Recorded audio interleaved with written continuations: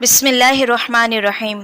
अस्सलाम वालेकुम दोस्तों, आज की इस वीडियो में हम आपको बताएंगे आलिम बरज़ख क्या है, रूह आलिम बरज़ख में कैसे रहती है और मौत के बाद क्या होगा। जब इंसान मर जाता है तब उसके साथ क्या मामला होता है, कब्र में क्या सवाल होंगे। इन तमाम सवालात के जवाबात जानने के लिए हमारे साथ एंड तक जुड़े रहिएगा। आलिम रूह दो हिस्सों पर मुश्तमिल है।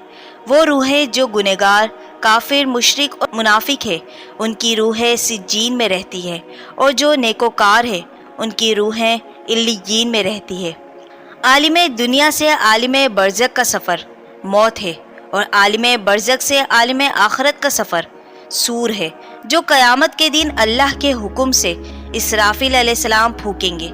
आलिम बरज़ख का मायनी पर्दा है। बरज़ख में इंसानों और जिनों की रूह रहती है। मौत के बाद इंसान बरज़ख की ज़िंदगी में जाता है, जो दुनिया से बहुत अलग और मुख्तलिफ है, लेकिन बरज़ख की ज़िंदगी को भी एक ना एक दिन ख़त्म हो जाना है। कुल्लु नफ्सिन ज़ाइक़तुल मौत, हर नफ्स को मौत का मज़ा चखना है। मौत का एकदम आना अफसोस है। आप सल्लल्लाहु अलैहि वसल्लम के ज़माने में कोई आदमी बैठा हुआ अचानक मर गया तो किसी ने कहा, क्या अच्छी मौत मरा है, ना कोई बीमारी देखी, ना कुछ जान निकलने की तकलीफ हुई। हुजूर सल्लल्लाहु अलैहि वसल्लम को जब उसका कहना मालूम हुआ तो आपने उस आदमी से फरमाया, तेरे पास क्या सबूत है कि अचानक एकदम मरने से तकलीफ नहीं हुई।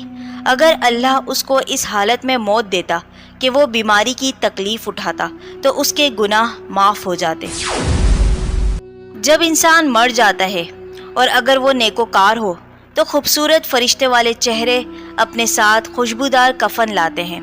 मुर्दे के पास खड़े होकर उसे खुशखबरी सुनाते हैं कि अल्लाह ने तुझे आखिरत में क्या देने का वादा किया है। जैसे ही रूह ये सब सुनती है तो रूह बेचैन हो जाती है कि मेरी रूह को जल्दी से निकालो ताकि मैं उसे पा लूँ, जिसका वादा अल्लाह ने मुझसे किया है और जो बशारत मुझे सुनाई गई है। फिर फरिश्ते उस नेक रूह को खुशबूदार कफन में डालते हैं और पहले आसमान पर ले जाते हैं। जब पहले आसमान पर जाते हैं तो फरिश्ते उन्हें मुबारकबाद देते हैं, उनका इस्तकबाल करते हैं। फिर उसके लिए दरवाज़े खोले जाते हैं। दूसरे आसमान पर ले जाते हैं तो उनके लिए दरवाज़े खोले जाते हैं। इसी तरह सातों आसमान तक उन्हें खुशखबरी सुनाई जाती है, उनका इस्तकबाल और बशारत दी जाती है।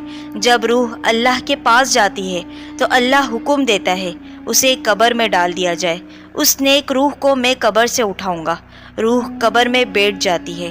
फिर सवाल जवाब का सिलसिला शुरू हो जाता है। जो दो फरिश्ते सवाल करते हैं, जिसका नाम मुनकिर नकीर है। मुनकिर नकीर जो कब्र को फाड़ते हुए आएंगे, वो इस कदर खौफनाक होंगे। अगर हमारे मामले ठीक ना होंगे तो सोचें इस अंधेरी कब्र में हमारा क्या हाल होगा।